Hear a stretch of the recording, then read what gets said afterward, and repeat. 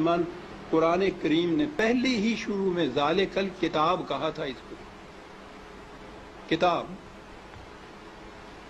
دنیا کی کوئی کتاب ایسی ہے کہ جس کی زبان آپ نہ جانتے ہوں اور کتاب پڑھتے چلے جاتے ہوں؟ کوئی کتاب آپ بتا دیجیے. زبان نہ جاننا تو ایک طرف، فرض کرو زبان جانتے بھی ہوں اور وہ کتاب کی زبان ذرا مشکل ہو تو آپ ایک آدھ صفحہ پڑھ کے کہہ دیتے ہیں کہ نہیں صاحب میری سمجھ میں نہیں آتی. آپ کتاب پڑھتے ہیں تاکہ سمجھ لیں اس کو. خدا نے بار بار کہا ہے کہ ہم نے اس کو لسان عربی مبین میں واضح طور پر اس کو بیان کیا، لعلکم تعقلون، تاکہ تم سمجھ سکو.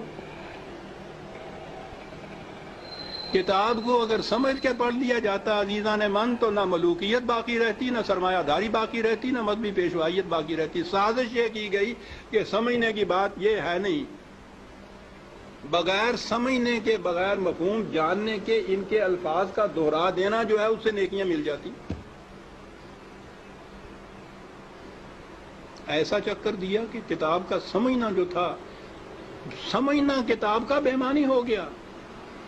بغیر سمجھے ہوئے اس کے الفاظ کا دوہرا دینا عین مقصود یہ رہ گیا.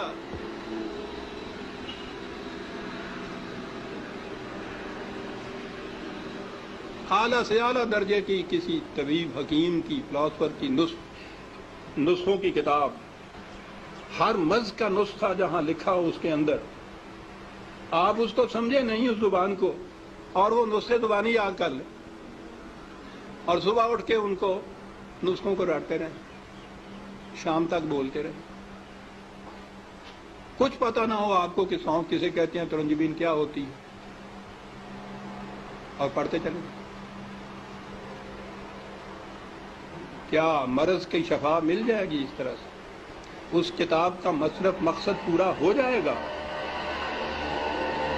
میں نے کہا ہے ابھی کہ ہے کوئی دنیا میں اور کتاب جس کے ساتھ یہ کچھ آپ کرتے ہوں؟ عزیزان من، اس کتاب عظیم نے کیا لیا ہے کہ ہم اس کے ساتھ یہ کرتے جو کسی کتاب کے ساتھ نہیں کرتے؟ یہ سب اس لیے کہ یہ سمجھ میں نہ آ جائے، کہیں ہو نہ جائے آشکارا شرع پیغمبر کہیں. یہ آج ہی کی سازش نہیں ہے، شروع سے چلی آ رہی ہے. یہ لگا دو اس لائن کے اوپر کہ دہراتے جاؤ اس کو ساتھ بغیر سمجھے. نہ وہ آگے جو امام کھڑا ہوتا ہے حافظ، اس کو پتا ہوتا ہے میں کیا لفظ دہرا رہا ہوں، نہ یہ سننے والوں کو پتا ہوتا ہے کہ یہ الفاظ کیا معنی رکھتے ہیں. دونوں ہی مطمئن ہوتے ہیں کہ ثواب حاصل ہوتا ہے. اس کتاب کے ساتھ کیا کی تو ہم میں اور ان میں کیا فرق ہے جن کے پاس وہ کتاب نہیں ہے؟ فرق یہ ہے کہ ہم دوہرے مجرم ہیں.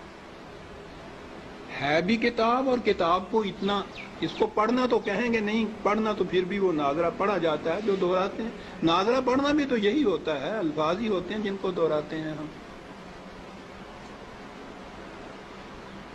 یہ کتاب ہدایت تھی، یہ وہ نقشے اس میں دیے ہوئے تھے کہ فلان دوراہے پہ پہنچو تو دائیں کی طرف مڑ جاؤ تو اس طرف جاؤ گے، بائیں کی طرف کا راستہ اس طرف چلا جائے گا.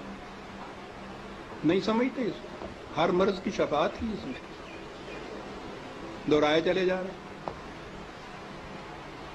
یہ ایک پورا ریلا حفاظ جسے کہتے ہیں، صرف حفظ کیا ہوا، کچھ معنی نہیں جانتے. اسی میں وہ پھر قاری آ جاتے ہیں، حفظ بھی کیا ہے، پڑھتے بھی ہیں، پھر قرأت کے ساتھ گا گا کے پڑھا جاتا ہے.